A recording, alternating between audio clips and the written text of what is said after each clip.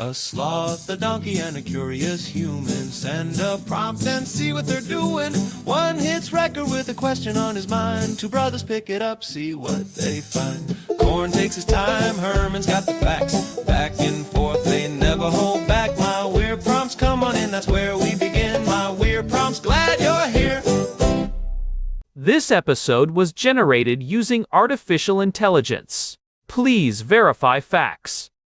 My Weird Prompts is a community-driven initiative exploring how AI can fuel curiosity and uncover the fascinating ways our world works. GPU compute for this podcast is generously provided by Modal. Learn more at modal.com. Hey Herman and Corin. So an AI engineering question for the two of you today. You know that I take my prepping and preparedness pretty seriously, living here in Israel and all of that. And one thing that I've done is we have here the Homefront Command, Picud HaOref, who do tremendous work. But they have these protocols for what to do in different circumstances, and the devil's really in the details. Like what floor, if you don't have a private shelter, which we don't, and you have to use a stairwell, it can't be these floors. If you're in your house, it can't be this floor. All of that little nitty gritty, let's say, that I can actually make, can be really life or death for people. So I've tried a few approaches with this. One is I made this week, some flowcharts that I think make it a lot easier to understand. And the other thing that I wanted to do was to create like an AI agent. But what I've discovered is, or what I've been doing is I wanted to use this for a few different projects. And rather than every time going through that process of, what I did basically was extract the text from their website and, format it in Markdown that's specifically intended for readability for AI agents, and cut out any things that the program missed and organize it into nice folders. That was all the work entailed, basically. A little bit of scraping and structuring, and maybe once a year I'd have to update this. Now, I was thinking, when we talk about RAG, we usually talk about vector databases and having a RAG pipeline, or baking it in that way. But if I wanted to have this little, very, very small store of knowledge as something that was kind of somewhere on the internet that an AI agent could easily access, I mean, one option would be, I guess, just to have it as a GitHub repository. But it still feels like a bit of a hacky approach to me. If you wanted to do this for a number of things where you have certain small corpuses of documentation, now this is not private information, right? This is public preparedness information that's in the public domain.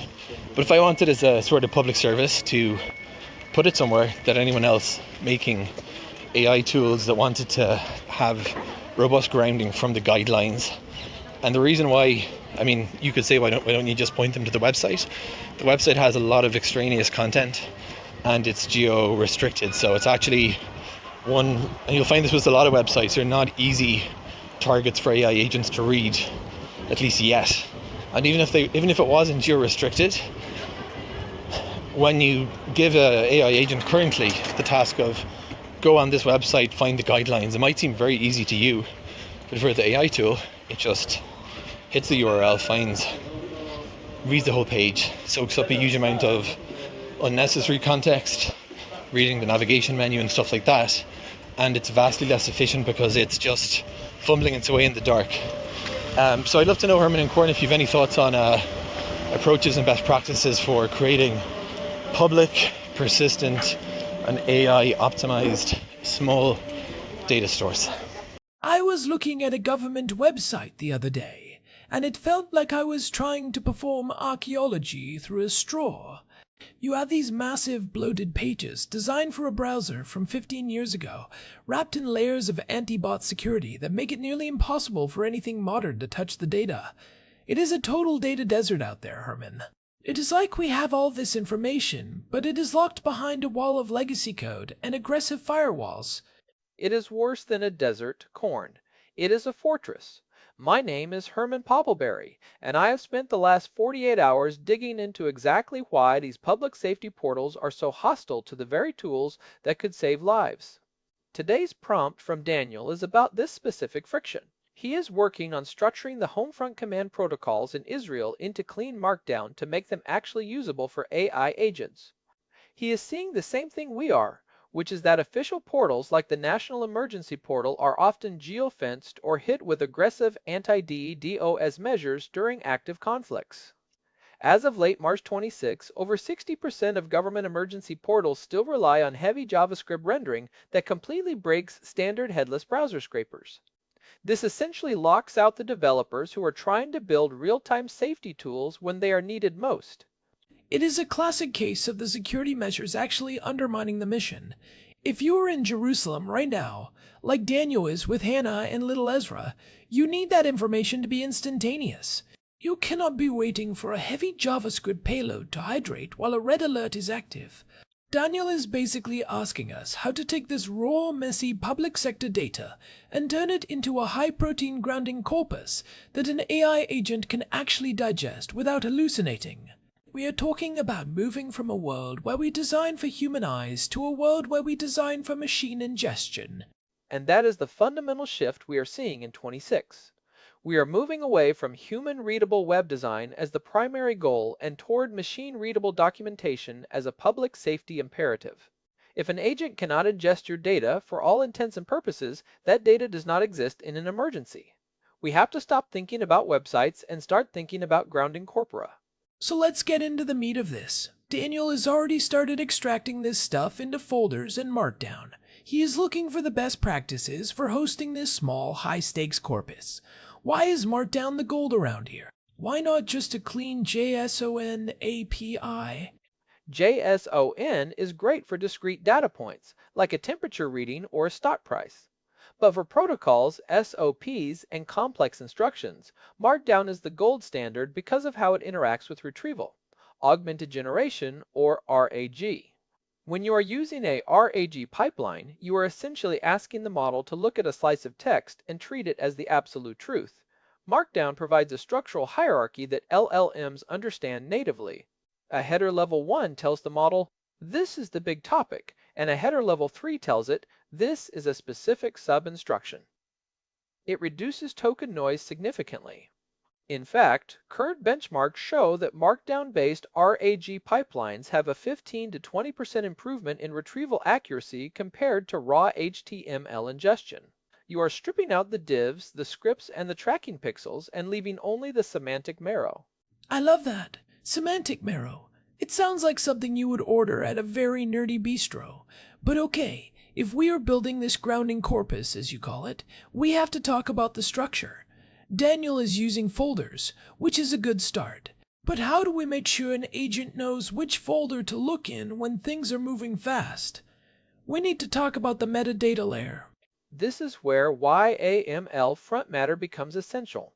Every single Markdown file in a safety corpus should start with a structured block of metadata. We are talking about things like the specific guideline area, the threat level, the effective date, and the expiration date. For example, if you have a file for the Lakesh region, the YAML should explicitly state the region name and the current gathering limits, which right now are capped at 50 to 100 people in many areas following the escalation on March 21st. If that metadata is in the front matter, the RAG system can use it for hard filtering. Instead of the AI searching through every protocol in Israel, it can instantly narrow its eye to only the files where the region equals Lakesh.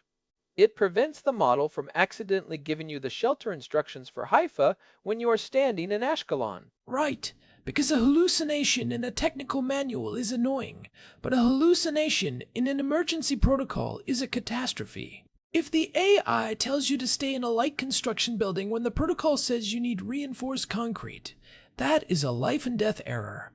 You've been dying to talk about semantic chunking, haven't you? I can see you vibrating over there. Guilty as charged. Most people just throw a whole document at an LLM and hope for the best. But for emergency protocols, you need to chunk the data based on logic, not character count. Standard recursive character splitting is a disaster for SOPs. If you split a sentence in the middle of a what-to-do list, the agent loses the context. You should be using the Markdown headers as the boundaries for your chunks. Each chunk should be a self-contained unit of instruction. If the instruction is how to handle a suspicious object, that entire section needs to stay together in the vector database. We call this hierarchical context preservation. You want the agent to see the header, the subheader, the instruction all in one go. That makes total sense. It is like building a Lego set. You do not want half the instructions for the engine mixed in with the instructions for the wheels. But let's talk about the where. Daniel mentioned that official sites are geo-restricted. If he hosts this on a standard GitHub repo, is that enough? Or does he need something more robust to handle the kind of volatility we saw during Operation Roaring Lion? GitHub is a great starting point, but it has its own limitations. During heavy regional network volatility, you can see latency spikes or even temporary routing issues. For a high-stakes corpus like this, I recommend a tiered hosting strategy. You want a primary source of truth, which should be a version-controlled Git repository. This gives you provenance. You can see exactly when Major General Shai Clapper updated the defense policy and who committed that change to the Markdown file. But for the actual serving of the data to agents, you want to use something like a decentralized hosting provider, or at least a very aggressive CDN mirror. You are talking about making the data unstoppable, right? If one node goes down, the agent just pulls from another. It is about redundancy at the edge. Using something like IPFS or even just static S3 buckets mirrored across 3 different regions ensures that even if there is a massive cyber incident, like the 55% increase in attacks reported by the National Cyber Directorate recently, the data stays accessible. The goal is to avoid a single point of failure. If the National Emergency Portal is being DDoS'd, Daniel's Markdown mirror should be the fallback that keeps the local AI assistance running. Think of it as a read-only agentic mirror. It is always up to date, always clean, and always ready for RAG. I imagine there is a lot of agentic behavior optimization here too. We talked about this way back in episode 753. If you are designing for an agent, you have to realize they do not browse the way we do. They do not care about your pretty CSS. They want a map. They want to know exactly where the boundaries of the information are. They want a very specific kind of map. There is a new standard that has really taken off in the last few months called lms.txt. It is a simple text file you put in the root of your project that provides a curated map of the documentation specifically for LLMs. It tells the agent, here are the most important files, here is what they contain, and here is the order in which you should read them. It is like a README but for a machine brain. For Daniel's project, the lms.txt file should point the agent directly to the latest guidelines for each region. It allows the agent to skip the exploration phase and go straight to the ingestion phase. It is basically a start here sign for robots. I bet you could even add an agents.md file, right?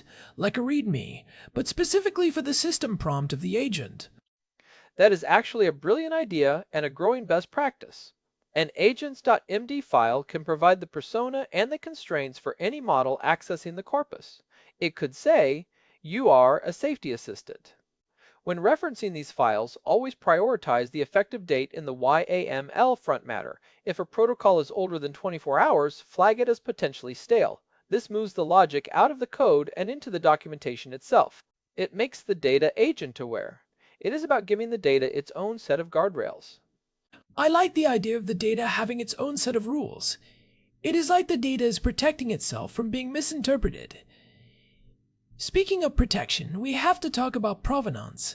How does an agent know that the Picud Huref guidelines repo hasn't been tampered with by some bad actor? We have already seen those fake red alert apps that are actually just spyware. In an environment where information warfare is constant, how do we trust the Markdown? This is a massive concern. In the current climate, information integrity is as important as physical security. This is where cryptographic signatures come in. Every release of the documentation should be signed. If I am a developer building an app for people in Arad or Dimona, my app should check the signature of the Markdown files it is pulling. If the signature does not match the known public key of the maintainer, the app should refuse to display the data. We can also use git commit hashes as a form of versioning. Instead of saying version 2.0, you say commit hash alpha beta gamma. It is immutable and traceable. You can audit every single character change back to the original source. It feels like we are talking about the sidetrack method from episode 553. You are taking a chaotic stream of information and refining it into a high-protein briefing. But instead of a human doing the refining, you are setting up the infrastructure so the agent can do it automatically. You are building a pipeline that turns bureaucratic noise into actionable intelligence. That is the ultimate goal. Imagine a GitHub action that runs every 10 minutes. It scrapes the official Homefront command site, bypasses the bloat, extracts the core text, runs it through a verification step using a small local model to check for consistency, and then automatically updates the Markdown files in the public repo. It becomes a live, read-only agentic mirror. This removes the human in the loop, bottleneck during an emergency when things are changing by the minute. It ensures that the AI is never more than 10 minutes behind the official word, but without the baggage of the official website's architecture. And it bypasses the geofencing because the GitHub action is running on a server in a different region that isn't being blocked by the official portal's security filters. It is a clever way to keep the information flowing out to the rest of the world. It is like a digital blockade runner. It is also worth mentioning the Model Context Protocol, or MCP. This is something Anthropic introduced that has become a huge deal for us. Instead of just having the agent read a static file, you can set up an MCP server that allows the agent to treat the documentation as a live tool. The agent can query the documentation. It can ask, what are the gathering limits in the Jerusalem area right now? And the MCP server returns the exact schema-validated answer from the Markdown. It makes the documentation interactive. It turns a folder of text files into a functional database that the AI can talk to. So instead of the agent trying to read the whole library, it just asks the librarian a question. That seems a lot more efficient, especially when you are worried about token costs or latency on a mobile device in the shelter. If you are on a spotty 5G connection during a siren, you do not want to be downloading a 100,000 token context window. You want the 5 words that matter. Much more efficient, and it allows for better error handling. If the data is missing for a specific region, the MCP server can return a structured error that tells the agent, data unavailable, advise user to check official radio broadcasts. It is much safer than letting the agent guess based on a half-remembered training set from 2 years ago. We have to kill the hallucination at the source, and the source is the retrieval layer. I'm thinking about the practical side of this. If someone is listening to this and they want to help Daniel or start a similar project for their own local government data, what is the first step? Aside from buying a lot of coffee and preparing for some very frustrating web scraping. The first step is defining your schema. Do not just start writing Markdown. Decide what metadata matters. Is it geography? Is it time? Is it the type of thread? Once you have a schema, you can use a tool like Claude or Gemini to help you parse the messy HTML into that schema. You can literally feed the LLM a chunk of messy government website code and say, extract this into a Markdown table with the following columns. It is incredibly effective at cleaning up the data desert bloat. You are essentially using the AI to build the very tools that will make the AI more reliable. I have done that before.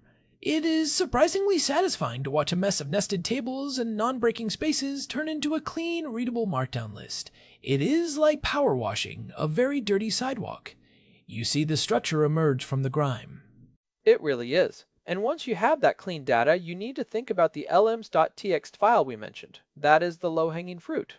Even if you do nothing else, putting that file in your root directory makes your data 10 times more useful to any agent that stumbles across it. It is the single best thing you can do for agentic behavior optimization. It is the difference between an agent wandering lost in your repo and an agent finding the answer in 3 seconds. What about the legal side? Daniel is taking public data and rehosting it. I know we are not lawyers, but is that a concern? Or is public safety data generally considered fair game because of its nature? We do not want Daniel getting a cease and desist while he is trying to save lives. Generally, public safety information is intended for the widest possible distribution. The government wants people to have this info. The issue isn't usually copyright, it is provenance and attribution.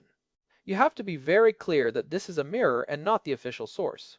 You should always link back to the original portal, even if it is currently inaccessible. This protects you and the user. You are a conduit, not the authority. You are providing a service of accessibility, not claiming ownership of the protocols. Right. You are the volunteer fire department, not the official state ministry. You are just helping get the water to the fire. I think we have covered a lot of ground here. We have the structure, the metadata, the hosting, and the agent-first philosophy. What are the big takeaways for Daniel? First, adopt a machine. First, documentation policy. If the data isn't in a clean, schema-compliant format like Markdown with YAML front matter, it effectively does not exist for an AI agent. Second, use semantic versioning and cryptographic signatures to ensure the integrity of the data. In a high-stakes environment like Israel in March 26, you cannot afford to have people questioning if the data has been tampered with. Third, leverage the latest standards like LMS.txt and the Model Context Protocol to make the data interactive and easy for agents to navigate. And don't forget the tiered hosting. GitHub is great, but have a backup. Use a CDN or a decentralized provider to make sure the data stays up even when the primary network is under fire. It is about building a resilient information architecture that matches the resilience of the people using it. We are building the infrastructure for a world where the first responder might be an AI on your phone. Well said. This really connects back to what we talked about in episode 765 regarding radically simple emergency SOPs. The more complex the situation, the simpler the information needs to be. Markdown is the ultimate expression of that simplicity. It is just text. It has been around for decades, and it will be around for decades more. It is the most robust format we have. It survives where complex databases fail. It is the donkey of file formats. Not flashy, but it will carry the load through the mud and the rain without complaining. It is the reliable backbone of the agentic era. I will take that as a compliment, Korn. It was meant as one. Truly. This has been a fascinating deep dive. It is one of those things where the technical details actually have a direct, measurable impact on human safety. If Daniel can get this right, he's providing a massive service to the developer community in Israel. He is setting a template for how we handle public data in the age of AI. He really is. And it is a model that can be applied anywhere. Whether it is hurricane protocols in Florida or wildfire evacuations in California, we need these agentic mirrors of public data. The official websites are built for a world that is rapidly disappearing, a world of human browsing and slow updates. We are building the infrastructure for the new one, where speed and machine readability are the primary metrics of success. Well, I think that is a good place to wrap this one up. We have given Daniel enough homework to keep him busy for a while. Hannah and Ezra might not see him for a few days while he is deep in YAML schemas, but it is for a good cause. He is building the digital shelters of the future. It is indeed. And if you are building something in this space, we want to hear about it. Share your repo structures with us. We are always looking for better ways to organize the world's high-stakes data. We want to see how you are solving the data desert problem in your own corner of the world. Big thanks to our producer, Hilbert Flemingtop, for keeping the show running smoothly while we go down these technical rabbit holes. And a huge thank you to Modal for providing the GPU credits that power the generation of this show. They are the engine under the hood that makes my weird prompts possible. If you are enjoying the show, a quick review on your podcast app really helps us reach more people who are interested in this intersection of tech and reality. It is the best way to support what we are doing here and help us keep these deep dives going. This has been my weird prompts. We will be back soon with another deep dive into whatever Daniel sends our way next. Stay safe out there, keep your documentation clean, and remember, if an agent can't read it, it isn't there. Goodbye, everyone. See ya. This episode was generated using Gemini Flash 3. Text-to-speech engine was Chatterbox. Thanks for listening to our show, my weird prompts, where our thoughts go from slow takes to facts on cue. We change and follow through. My weird prompts, that's the flows from sloth.